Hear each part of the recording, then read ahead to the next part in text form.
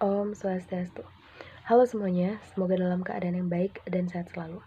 Di sini kami dari kelompok 8 akan mempresentasikan materi kami, yaitu tentang pemanfaatan alat manajemen dalam menghadapi perubahan, pengambilan keputusan, dan untuk meningkatkan kinerja. Untuk memenuhi tugas pada mata kuliah pengelolaan pendidikan dengan dosen pengampu yang terhormat Ibu Dr. Siluh Nyoman Suryadi, SPD, SAG, MPD. Adapun anggota dari kelompok 8, yaitu saya sendiri, Nilu Gedinana Paramitasari, I Gusti Ayu Kunti Tresnawardani, serta Nilu Ari Artini. Adapun topik pembahasan yang akan dibahas pada presentasi kali ini, yaitu ada 3 topik. Yang pertama, manajemen perubahan, yang kedua tentang pengambilan keputusan, lalu yang terakhir yaitu untuk meningkatkan kinerja. Baiklah, untuk materi pertama akan dijelaskan oleh saya sendiri. Baik, di sini materi yang pertama yaitu mengenai manajemen perubahan. Adapun poin-poin yang akan dibahas yaitu ada pengertian, tujuan, tipe, tahapan, konsep, hambatan serta tantangan, dan mengatasi penolakan perubahan. Yang pertama yaitu mengenai pengertian. Manajemen perubahan adalah upaya yang dilakukan untuk mengelola akibat-akibat yang ditimbulkan karena terjadinya perubahan dalam organisasi. Perubahan dapat terjadi karena sebab-sebab yang berasal dari dalam maupun dari luar organisasi tersebut. Jadi manajemen perubahan adalah suatu hal yang sangat penting dalam suatu organisasi. Karena dengan adanya manajemen perubahan, suatu organisasi dapat menjadi lebih dinamis dalam menghadapi perkembangan zaman dan juga kemajuan teknologi. Adapun pengertian manajemen perubahan menurut beberapa ahli, yaitu yang pertama menurut Prabowo. Menurutnya, manajemen perubahan adalah suatu proses sistematis dalam menerapkan pengetahuan, sarana, dan sumber daya yang diperlukan untuk mempengaruhi perubahan pada orang yang akan terkena dampak dari proses tersebut. Yang kedua, menurut Profesor Dr. J.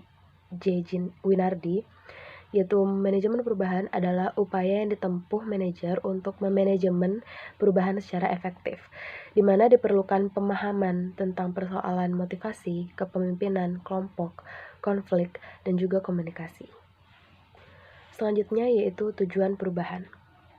Adapun tujuan perubahan, yaitu yang pertama adalah mempertahankan keberlangsungan hidup organisasi baik untuk jangka panjang maupun untuk jangka pendek. Yang kedua, beradaptasi dengan perubahan yang terjadi di lingkungan internal yang meliputi perubahan strategi korporasi, tenaga kerja, teknologi, dan peralatan yang digunakan, serta sikap-sikap karyawan.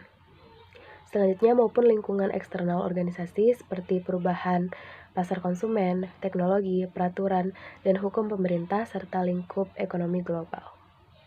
Yang ketiga yaitu untuk memperbaiki efektivitas di dalam organisasi agar mampu bersaing di pasar ekonomi modern yang meliputi perbaikan efektivitas tim kerja dan perbaikan struktur serta sistem organisasi. Dalam hal ini terkait dengan implementasi strategi.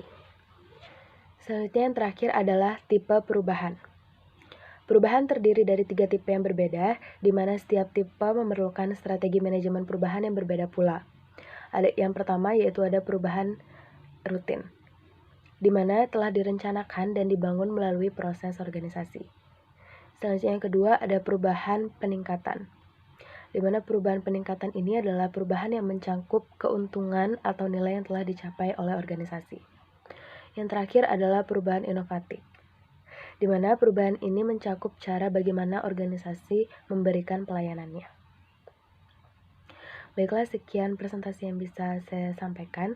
Untuk materi selanjutnya akan dipresentasikan oleh teman saya. Waktu dipersilakan.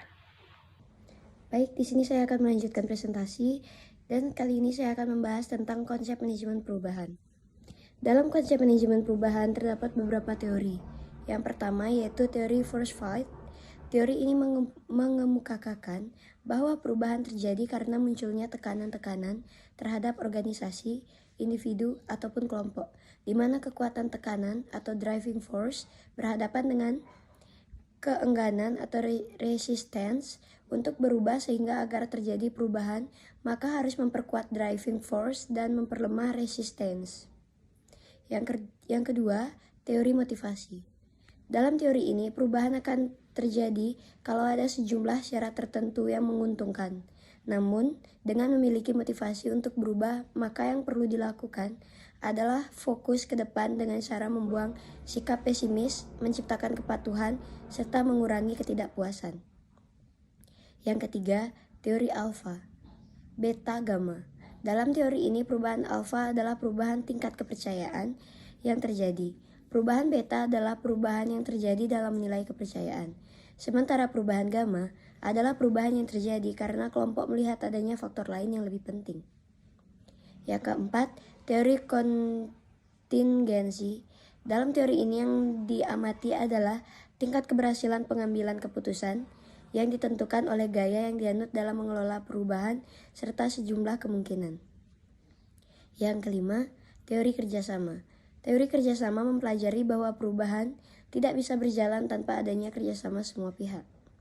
Yang keenam, teori mengatasi resistensi dalam perubahan. Teori ini membahas mengenai teknik yang dipakai dalam mengatasi resistensi seperti komunikasi, partisipasi, fasilitasi, negosiasi, manipulasi hingga teknik paksa. Yang ketujuh, model accounting turnaround. Teori ini melihat bahwa untuk dapat diselamatkan, sebuah korporat harus memiliki sejumlah syarat seperti dukungan stakeholders, ada core bisnis yang mampu mendatangkan cash flow, tim manajemen yang solid, serta sumber-sumber pembiayaan terutama untuk jangka panjang. Biasanya perubahan yang melakukan turnaround adalah perusahaan yang mengalami penurunan akibat kerugian terus-menerus atau salah manajemen. Selanjutnya saya akan membahas tentang tahap-tahap manajemen perubahan. Yang pertama, tahap-tahap manajemen perubahan yaitu tahap pertama yang merupakan tahap identifikasi perubahan, yang kedua adalah tahap perencanaan perubahan, yang ketiga tahap 3 merupakan tahap implementasi perubahan, yang keempat adalah tahap evaluasi dan umpan balik. Selanjutnya ada hambatan dan tantangan. Rasa takut terhadap perubahan, resiko terhadap penolakan, kegagalan dan kerugian, kesulitan mendapatkan apa yang diperlukan untuk memutuskan dan mencoba perubahan. Selanjutnya ada mengatasi penolakan perubahan. Yang pertama, pendidikan dan komunikasi, partisipasi, memberikan kemudahan dan dukungan, negosiasi, manipulasi dan kooptasi, dan paksaan. Baik, sekian materi dari saya. Selanjutnya akan dilanjutkan oleh rekan saya. Baik, terima kasih atas waktu dan kesempatan yang telah diberikan kepada saya. Perkenalkan, nama saya Niluhari Artini. Di sini saya akan melanjutkan materi yaitu tentang pengambilan keputusan. Menurut James A. F. Stoner, pengambilan keputusan merupakan serangkaian proses mengidentifikasi dan memilih tindakan. Sedangkan menurut R. Wayne Monde, pengambilan keputusan merupakan proses inventarisir dan menilai alternatif-alternatif. Selanjutnya yaitu materi tentang relasi antara pengambilan keputusan dengan pencapaian tujuan. Organisasi merupakan wadah atau alat yang digunakan oleh manusia untuk mengkoordinasikan seluruh tindakan mereka dengan tujuan saling berinteraksi untuk mencapai sejumlah tujuan yang sama. Pencapaian tujuan merupakan konsep yang dikaitkan dengan masa depan, yang artinya tujuan yang hendak dicapai oleh seseorang atau organisasi merupakan sesuatu yang hendak diraih. Untuk meraih tujuan tersebut, kita dihadapkan pada kelangkaan atau scarcity sumber daya. Kesulitan dalam mewujudkan kesesuaian tentang hasil yang mungkin terjadi dengan kenyataan mendorong kita menetapkan proses pengambilan keputusan secara cerdas, di mana proses tersebut dibantu oleh sejumlah teknik analisis penentuan alternatif solusi. Proses pengambilan keputusan menunjukkan langkah sistematis tentang pencarian jawaban atas pertanyaan seperti apa masalah yang dihadapi, mengapa masalah penting untuk diselesaikan, dan bagaimana cara menyelesaikan masalah. Ketiga pertanyaan ini selalu muncul dalam pencapaian tujuan organisasi. Seluruh alat, metode, konsep, dan teori yang dibangun dalam kajian manajemen dipakai untuk menjawab pertanyaan tersebut. Baik, materi selanjutnya yaitu tahap-tahap pengambilan keputusan. Guna memudahkan pengambilan keputusan, maka perlu dibuat tahap-tahap yang bisa mendorong kepada terciptanya keputusan yang diinginkan. Simon dalam Fahmi 2013 mengatakan pengambilan keputusan berlangsung melalui 4 tahap, yaitu yang pertama intelligent, yang kedua design, ketiga choice, Yang keempat, implementasi. Pertama, intelijen. Intelijen adalah proses pengumpulan informasi yang bertujuan mengidentifikasi permasalahan. Yang kedua adalah desain, yaitu tahap perancangan solusi terhadap masalah. Biasanya pada tahap-tahap ini dikaji berbagai macam alternatif pemecahan masalah. Yang ketiga adalah choice atau pilihan, yaitu tahap mengkaji kelebihan dan kekurangan dari berbagai macam alternatif yang ada dan memilih yang terbaik. Dan yang terakhir yaitu implementasi adalah tahap pengambilan keputusan dan melaksanakannya. Baik, topik yang selanjutnya yaitu mengenai meningkatkan kinerja. Yang pertama, konsep meningkatkan kinerja. Kinerja bisa juga dikatakan sebagai sebuah hasil atau output dari sebuah proses yang tertentu yang dilakukan oleh seluruh komponen organisasi terhadap sumber-sumber tertentu yang digunakan atau input. Selanjutnya, kinerja juga merupakan hasil dari serangkaian proses kegiatan yang dilakukan untuk mencapai tujuan tertentu organisasi. Bagi suatu organisasi, kinerja merupakan hasil dari kegiatan kerjasama di antara anggota atau komponen organisasi dalam rangka mewujudkan tujuan organisasi. Secara sederhana, kinerja merupakan produk dari kegiatan administrasi, yaitu kegiatan kerjasama untuk mencapai tujuan yang pengelolaannya biasa disebut dengan manajemen.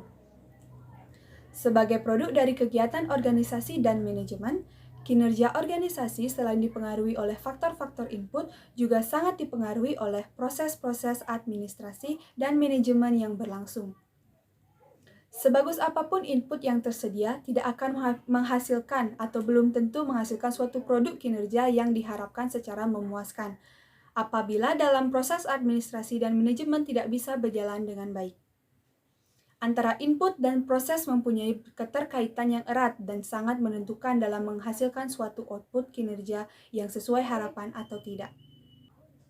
Baik, selanjutnya yaitu kinerja organisasi sangat dipengaruhi oleh faktor-faktor input dan proses-proses manajemen dalam organisasi, maka upaya peningkatan kinerja organisasi juga terkait erat dengan peningkatan kualitas faktor input dan kualitas proses manajemen dalam organisasi tersebut. Berkaitan dengan upaya peningkatan kinerja organisasi, maka pilihan yang mana yang akan dioptimalkan penanganannya, apakah pada satu sisi internal organisasi atau pada sisi eksternal organisasi, itu tergantung pada permasalahan yang dihadapi organisasi. Jadi dapat disimpulkan bahwa peningkatan kinerja organisasi juga dipengaruhi oleh beberapa faktor yang terkait dengan faktor input atau kualitas proses manajemen dalam organisasi tersebut. Jadi, bagaimanapun faktor-faktor atau input yang diberikan oleh organisasi atau manajemen tersebut, maka itu juga menjadi faktor untuk terjadi peningkatan kinerja dalam organisasi tersebut. Baik, sekian pemaparan materi dari saya. Terima kasih. Baik, demikianlah presentasi dari kelompok 8. Semoga materi ini bisa bermanfaat bagi kita semua. Dan juga kami mohon maaf jika ada kesalahan dalam pengucapan ataupun bertutur kata. Akhir kata kami tutup dengan Paramasanti. Om Santi Santi Santi Om.